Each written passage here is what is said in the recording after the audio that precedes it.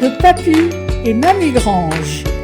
Texte écrit et lu par les résidents de la maison de retraite de Taninges.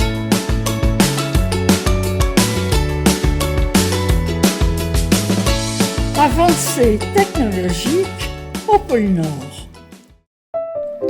Nous sommes à la fin du mois de novembre. Le Père Noël, aidé de la Mère Noël, commence à ouvrir les lettres des enfants sages. Tiens, regarde celle-ci, est signée de Pierre. J'ai du mal à comprendre ce que ce garçon a commandé pour son Noël.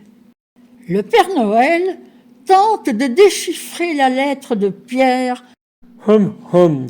Voyons voir, un petit train d'accord. Une tablette X Pro Y30. Un jeu FX Pro du foot.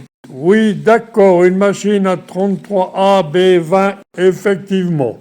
Tu comprends quelque chose? Lui demande son épouse. Ma foi, pas grand-chose, non. Je crois que je me fais vieux, Mère Noël. Les années passent et j'ai de plus en plus de mal avec les demandes des enfants de nos jours. Il est vrai que les lettres au Père Noël envoyées au pôle Nord ne sont plus du tout celles que le Père Noël recevait il y a 50 ans.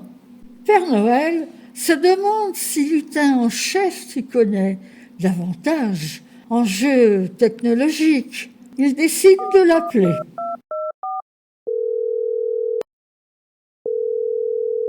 Bonjour, lutin en chef, dis-moi, as-tu déjà entendu parler de tablette ou de machine 33AB20? Négatif, chef. Je n'ai jamais entendu ces noms-là. En raccrochant, le Père Noël est embêté. Son rôle est d'exaucer les vœux des enfants. Mais comment leur faire plaisir s'il ne sait pas ce qu'il doit leur rapporter? C'est Mère Noël qui lui apporte la solution. Tu devrais aller faire un tour dans les magasins fournisseurs pour voir tous ces nouveaux gadgets. Ainsi, tu verras par toi-même ce qui plaît tant aux enfants de nos jours. Mais oui, c'est une bonne idée.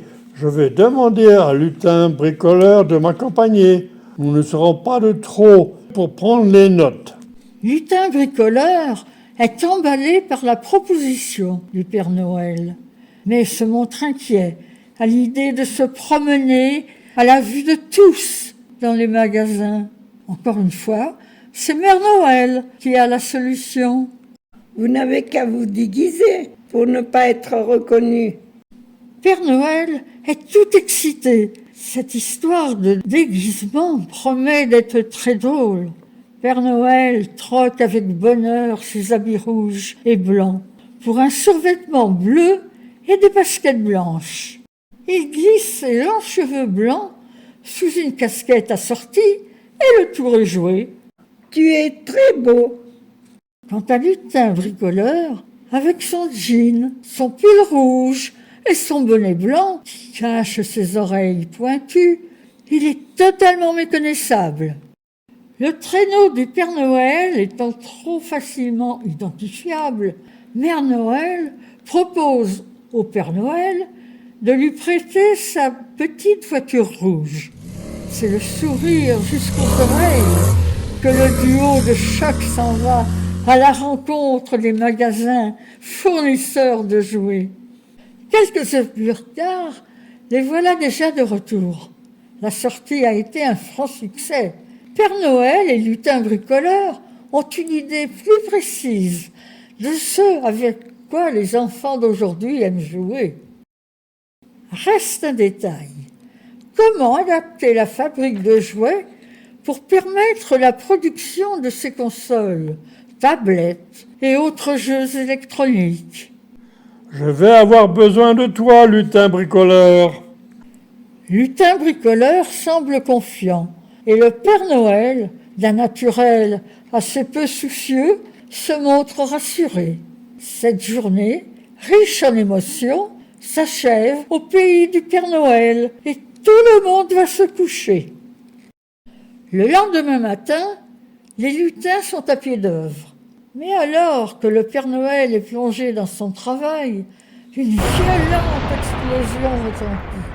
Le Père Noël comprend très vite que l'explosion provient de la fabrique à jouets.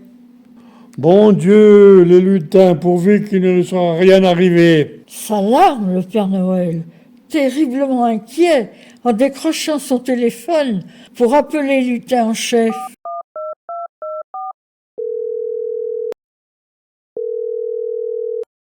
Tout est sous contrôle, chef. Ne vous inquiétez pas. La voix de Lutin en chef est plus rassurée. Père Noël décide de terminer la lecture de son courrier et se rend à grandes enjambées à la fabrique à jouets. À son arrivée, le spectacle est pour le moins désolant. Il y a de la fumée partout et la majorité de l'atelier a été noircie par l'explosion. Plus inquiétant encore, il n'y a pas l'ombre d'un lutin dans les parages. La boule au ventre, Père Noël s'avance dans l'atelier. Et plus il avance, plus il entend monter une certaine agitation dans le fond de la pièce. Pourvu qu'il ne soit rien arrivé de grave. Parvenu au fond de la pièce, Père Noël est accueilli par l'ensemble des lutins qui d'une seule et même voix lui crient « Surprise !» Père Noël sursaute, l'estomac dans les talons. Les lutins sont réunis autour d'une machine flambant neuve à laquelle Lutin bricoleur semble apporter les derniers réglages. Père Noël, nous avons réussi. Nous l'avons, notre machine. Mission accomplie. Père Noël n'en revient pas. Il a devant lui une toute nouvelle machine, parfaitement capable de fabriquer les jeux technologiques que les enfants d'aujourd'hui affectionnent tant. Oh oh, par ma barbe et mon grelot. Bravo les amis, vous avez très bien travaillé, je vous félicite. Après quelques démonstrations, le Père Noël constate toute l'efficacité de la machine construite par les lutins. Quel talent! Le rangement de la fabrique peut attendre. Tournée de coquilles et de chocolat chaud pour tout le monde. Grâce à vous, cette année encore, nous pourrons exaucer les vœux de milliers d'enfants sales. Ho ho ho!